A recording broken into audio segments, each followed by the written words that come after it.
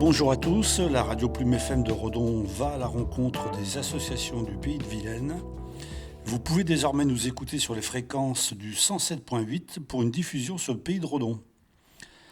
Aujourd'hui, je suis en compagnie de François Sarrazin, président de l'association du Tick and Try, et d'Antoine Jossette, qui a lancé l'association en 2013, si je ne me trompe pas. Donc merci à vous de m'accorder cette interview. Alors l'association Tick and Try est très connue des coureurs à pied. C'est désormais une grosse organisation. Est-ce que vous pouvez en quelques mots la présenter ? Bonjour Benoît, merci de nous accueillir. Pour présenter brièvement le Tick and Try, une asso qui a vu le jour en 2012 effectivement, après 2 ans sous le couvert d'une association des parents d'élèves de l'école Sainte-Thérèse de Saint-Vincent-sur-Oust. Aujourd'hui, l'asso a donc 9 ans, mais l'événement prépare sa 11e année. François, est-ce que tu peux nous en dire un peu plus sur les chiffres du Ticken à l'heure actuelle ? À l'heure actuelle, on vient d'ouvrir et de clore nos inscriptions. Donc on est à 1750, 1800 coureurs. Adultes, les enfants sont en général 250. Et on a un relais par enfant où ils sont 120. Le Ticken, c'est 400 bénévoles. 60 personnes dédiées à l'organisation toute l'année, réunies en différentes commissions. Pour en revenir aux bénévoles, on fait un repas en fin d'année où on reverse en général entre 6 à 7 000 euros à des associations enfants en situation de handicap. Alors le Ticken, au départ, c'était un trail un petit peu comme les autres trails de la région, d'après ce que j'ai perçu, moi en tout cas. À un moment donné, quand même, vous avez pris une envolée, vous êtes pris une autre dimension. Est-ce que vous pouvez expliquer un petit peu cette transition et peut-être ce nouveau départ ? Ce qui est certain, c'est que l'engouement pour le trail et la course à pied, on le présente plus. Donc nous, effectivement, on a pris cette vague-là depuis le départ. Et puis, le développement s'est fait au fil des années. Alors probablement avec le développement de notre partie musicale, notre soirée musicale qui a attiré, je pense, une autre population, à savoir les groupes d'athlètes et les clubs d'athlètes. Et puis, François le dira peut-être, on a aussi énormément travaillé en communication pendant la période Covid. On avait cette chance d'être à Ticken aussi sur un lieu exceptionnel. Les gens qui arrivent, qui ne connaissent pas le lieu, ils regardent et beaucoup nous disent, souvent on a l'impression d'arriver dans un festival. Et on a joué aussi sur le fait qu'on ait notre Tourmalet local, une côte assez compliquée sur le lieu où les spectateurs peuvent rester sur le site et encourager. Donc là, on est parti sur une animation, etc. Puis on y a réfléchi, on s'est dit pourquoi on ne ferait pas d'autres animations sur le parcours. Je ne sais pas si on était précurseurs là-dessus, mais maintenant, ceux qui font le 28 ou le 50, ils ont 10 à 15 animations à traverser aussi, et ça c'est bien, mais une animation c'est sympa quand on est deux, mais il y a des animations où ils sont 40 chez nous, donc c'est vrai que ça fait un effet assez exceptionnel. Et on est parti sur des trucs assez déjantés, donc des fois on a quelques reproches, mais ça se passe bien, et la plupart des gens, il y en a beaucoup de coureurs qui nous disent quand on vient au Ticken, on sait à quoi on va s'attendre, et c'est pour ça qu'on vient. Pendant le Covid, on avait un peu plus de temps, donc on a développé un peu sur les réseaux, et on a fait quelques interviews de trailleurs français, bretons, du Pays de Redon et mondiaux aussi. Et du coup, ça nous quelques contacts, et on va dire c'est plus simple après de les avoir en discutant. Et puis il y en a un qui me dit tiens, moi je viendrais bien. Et puis voilà, de fil en aiguille, c'est vrai que quand on a des tops bretons ou des tops du Grand Ouest à venir, c'est assez sympathique. Alors cette nouvelle dimension du Ticken, en fait, elle date vraiment de la Covid. En fait, c'est vraiment au moment de la Covid où certains trails se sont un petit peu écroulés. Vous, au contraire, ça a été plutôt un regain de notoriété, quoi. Oui, c'était un peu ça, parce qu'en plus derrière on a eu le pass sanitaire. Et après, l'avantage qu'on peut avoir, c'est qu'on est très nombreux dans l'organisation.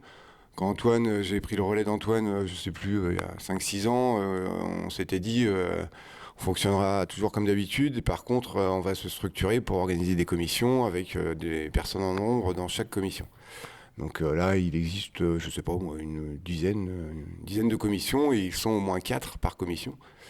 Ils se réunissent entre eux, on ne fait pas, nous, toute l'orga, on fait 2 réunions dans l'année, c'est tout.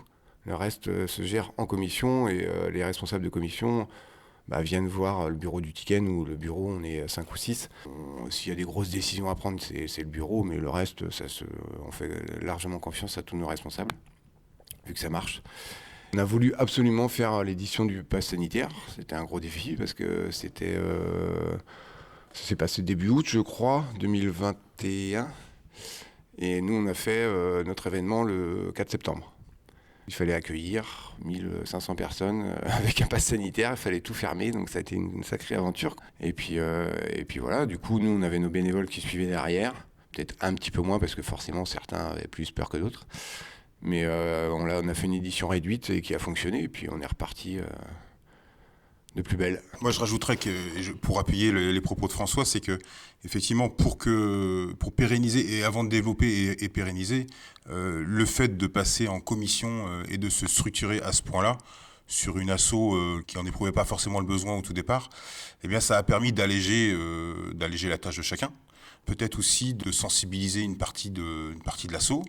Et puis de responsabiliser certains qui souhaitaient s'investir un peu plus que juste être membre de l'asso.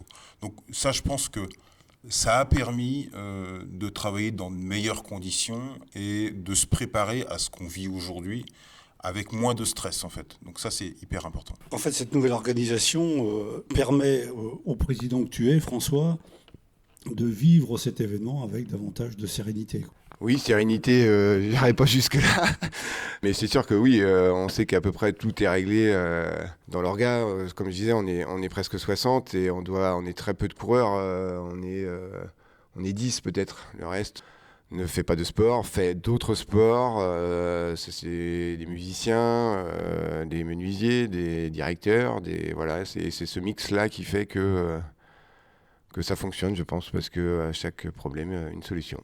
Tous ces bénévoles qui sont au nombre de 350-400 en tout. Alors bien sûr, il y a ceux qui sont dans les commissions qui sont une soixantaine, je crois, c'est ça. Mais comment vous les trouvez? Parce que 400, ça représente quand même du monde. Saint-Vincent, c'est pas une énorme commune.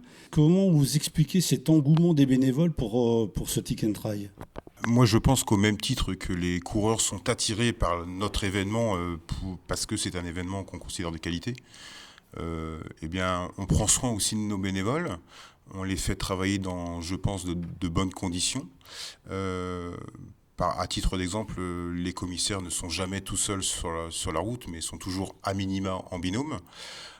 Voilà, et puis on travaille aussi le jour J dans la bonne humeur, quoi, donc ça c'est hyper important, et je pense que ils sont récompensés le soir pour certains qui ont fini leur poste par la soirée musicale.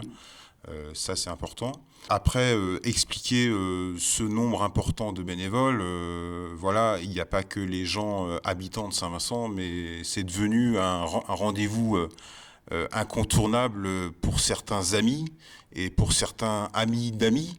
Donc voilà, aujourd'hui on peut se satisfaire de faire le plein de bénévoles sans avoir à aller en chercher particulièrement. Et pour vous deux, qui avez été les présidents de ce Tiken, qu'est-ce qui vous a en fait branché pour prendre ce type de responsabilité? Parce que c'est quand même pas rien. Je sais pas ce qui nous a branchés, comme tu dis, Benoît. L'événement n'a pas pris de l'ampleur comme ça du jour au lendemain. Donc je pense que si on avait pris ça il y a 10 ans, ça nous aurait fait peur, je pense, de préparer un événement avec une envergure aussi importante. Je pense qu'on n'a pas senti à un moment qu'on allait prendre autant d'ampleur. Ça s'est fait, j'ai envie de le dire gentiment. Donc voilà, et puis du coup on a acquis de l'expérience dans ces 10 ans. Je pense qu'on n'aurait pas pris la responsabilité si on n'avait pas personnellement des gens à côté de nous dans le bureau qui sont hyper compétents et en qui on a 300% confiance. Donc chacun est professionnel dans son domaine. On essaie de trouver des nouveautés à chaque fois.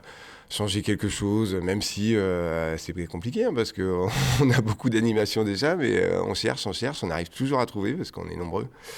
Et c'est ça en fait le leitmotiv, c'est de faire un truc qu'on n'a jamais fait, puis on se dit tiens on va le tenter, puis c'est vrai que pour l'instant ça fonctionne, donc on est assez content. Alors, est-ce que c'est un gros souci maintenant de trouver des sponsors pour vous aider financièrement? Parce que je suppose quand même qu'il y a un besoin d'argent qui est assez important. Ou est-ce que maintenant vous avez des sponsors fidèles, voire d'autres qui se pressent au portillon pour avoir leur nom sur le Tiken? C'est ce qui nous surprend un petit peu, c'est que déjà on a réussi à fidéliser nos partenaires, et pour certains sont là depuis 11 ans. Au fil du temps, bien sûr, certains sont arrivés et nous font toujours confiance.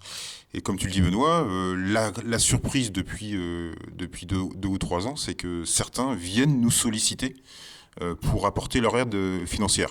Donc on trouve ça assez exceptionnel. Et puis voilà, nous effectivement, comme tu le dis, le budget ne cesse de grandir, puisque voilà, on rajoute des animations, des prestations, des services tous les ans. Donc on a besoin de cette aide financière, ça il faut pas le nier. Donc oui, bien sûr, ça fait partie du travail en amont qui commence, comme le dit François, presque le lendemain ou le surlendemain de l'édition précédente. Ouais, parce que pour préciser, on a une 60aine de partenaires. Tout le monde y trouve son compte. Nous, on essaye de les mettre en valeur comme ils le souhaitent. C'est pas toujours évident, mais quand vous avez 60 partenaires, mais on y arrive a priori. C'est un peu une marque de fabrique que vous avez, c'est ce côté éco-responsable. Ça, c'est petit à petit. Ça s'est renforcé, ce côté éco-responsable s'est renforcé depuis 2-3 ans avec la commission qui a décidé de se créer par plein d'actions. Le jour où on a décidé, on s'est dit tiens, on va arrêter les rubalises en tissu, en plastique, on va en créer en tissu. Bon, ok. Donc là, on a fait un appel aux vieux draps blancs, couturières, etc. Et la première matinée qu'on a fait, il y avait 15 couturières, il y avait des tonnes de draps blancs, et en 3 matinées, on a je sais pas combien de kilomètres de rubalises en tissu, quoi. Et on adhère à une association qui s'appelle Trail Runner Foundation, qui, contrairement à ce que son nom indique, est française. Et du coup, on prend de la rubalise réutilisable. Et voilà, et puis on respecte quelques mouvements de leur charte, on a le droit à quelques badges, etc. Donc ça marche plutôt bien. Qu'est-ce qu'on fait encore comme action ? Ouais, on incite pas mal sur le covoiturage. Cette année aussi, on a en partenariat avec Tropical Park, on avait décidé de reverser 1 euro par coureur au Grand Bassin de Loust, au syndicat mixte. Le 8 décembre ou le 9 décembre, il y a 1400 arbres, 1400 plants qui vont être plantés dans le pays de Redon. À rajouter à cela les 6 à 7 000 euros qu'on verse aux associations, donc ça fait un beau petit chèque, et on est assez fiers de ça. Et quand on revient aux bénévoles, c'est vrai qu'on les invite en juin en général à partager un repas tous ensemble, donc ça fait un peu de monde. Et c'est cette soirée-là où on remet les dons, et c'est vrai que on voit vraiment tous les efforts qu'on fait ce soir-là, c'est hyper émouvant, hein.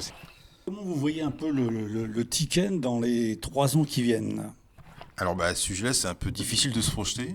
Aujourd'hui, et depuis le début de l'histoire, on utilise le site de Tikendal à Saint-Vincent-sur-Oust, qui est prêt à être réhabilité après avoir été acheté par une société qui souhaite toujours nous accueillir, en tout cas qui nous accueille à l'heure actuelle et qui souhaite nous accueillir après la réhabilitation de ce site. Donc voilà, nous, on réfléchit à des plans B, bien entendu, puisqu'on ne sait pas si on pourra toujours faire le Tiken à Tiken. Maintenant, je ne pense pas qu'on ait non plus la volonté de progresser tel qu'on a pu le faire ces dernières années. Je crois qu'il faut aussi se dire qu'on a un événement de qualité. Il faut qu'il le reste, bien entendu. Et puis, on est arrivé déjà assez haut. L'année dernière, on a eu beaucoup de monde sur les baies tracées, mais aussi beaucoup de monde le soir. Beaucoup de gens qui sont arrivés le soir et qui ne savaient même pas qu'il y avait un trail l'après-midi. Donc voilà, on a un peu basculé là-dedans, et donc on suppose que l'année prochaine, il va y avoir du monde aussi, et ça déjà, va falloir le gérer. Parce qu'on n'a pas des parkings extensibles, on n'a pas un site énorme en surface. Donc voilà, on va déjà essayer de gérer cet événement en 2024 qui s'annonce assez exceptionnel. Et puis après, on verra. Merci François, merci Antoine. Je pense que maintenant nos auditeurs en savent un peu plus sur ce magnifique Tick and Try qui a lieu tous les ans et qui ne cesse je dirais, d'embellir en quelque sorte. Si vous voulez en savoir plus sur le Ticken, sachez que le Tick and Try possède un site internet, des réseaux sociaux et vous avez même une application dédiée à votre association. C'est quand même remarquable. Voilà, merci à vous deux et à bientôt sur nos ondes.